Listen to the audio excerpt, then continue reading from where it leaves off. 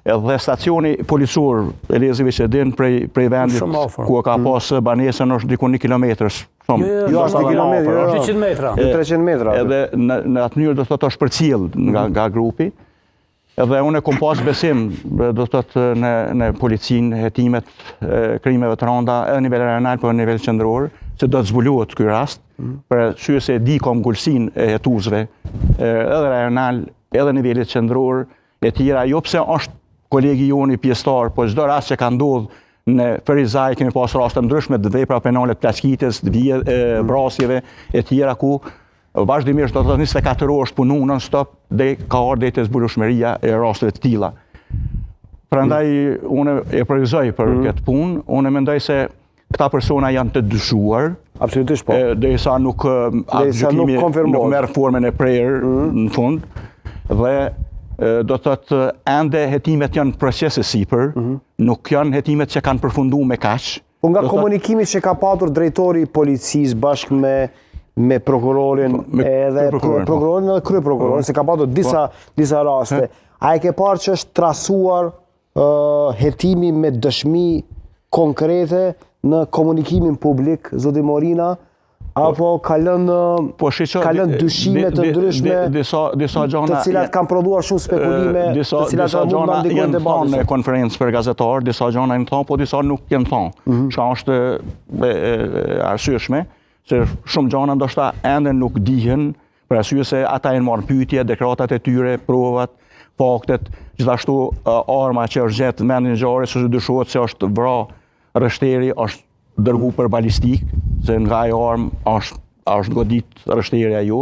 Do të thotë, derisa të merren raportet, ekspertizat, edhe të bëhet gjithashtu kemi edhe në deklaratat e tyre alibi që e ceki edhe avukati, se ata kanë cekë edhe alibi se në momentin e kryes veprës penale s'kom qenë aty, po kom qenë me dashnor ose me një person tjetër, ato duhet verifikohen, duhet analizohen mirë, për arsye se çdo kryesi veprës penale i dyshimt mund të thotë se kom qenë këtë vend, ndoshta s'ka qenë fare, prandaj duhet të argumentohet, duhet të jenë prova faktike, materiale të cilat e bojnë me dyshu, për arsye se gjykata dënon ose gjykon vetëm në bazë provave, fakteve, jo në bazë fjalëve, jo në bazë të asaj, por në bazë të argumenteve. Nëse grupi ka argumentet mjaftueshme se ka kryer këtë vepër penale, në bazë të fakteve që i sjell hetuesia policore edhe prokurori i rastit, atëherë personat e tillë mund të dënohen për veprën që kanë kryer. Por nëse nuk ka argumentet mjaftueshme e tjera, është keq me thonë se gjykata e merr për bazë vetëm faktet, provat, argumentet, e jo bisedat që bëhen të rëndomta. Hoxha, një vlerësim tuaj mbi operacionin e prokurorisë dhe policisë dhe në bazë të kodit penal në çka rrezikojmë po që se vërtetohet fajësia. Gjithmonë prezumojmë pafajësinë në këtë mision. Natyrisht që baza e një hetimi transparent, një hetimi të hapur dhe interesi i drejtësisë është që të zbardhet e vërteta dhe duhet nisemi nga prezumimi i pafajësisë. Pra, çdo kush është i pafajshëm përderisa nuk ka një vendim të plotfuqishëm të gjykatave të gjitha shkallët. Rasti që po flasim është si rast shumë i rëndë, është një atak kundër shtetit.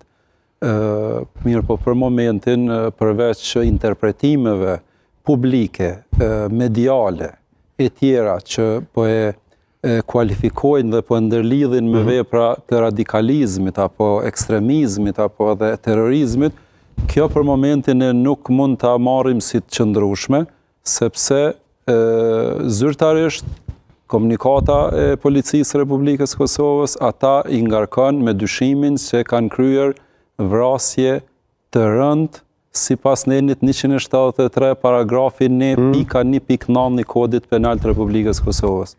Pra, vetëm për vrasje të rëndë, në bazuar në nenin 31 që është në bashkëkryerje.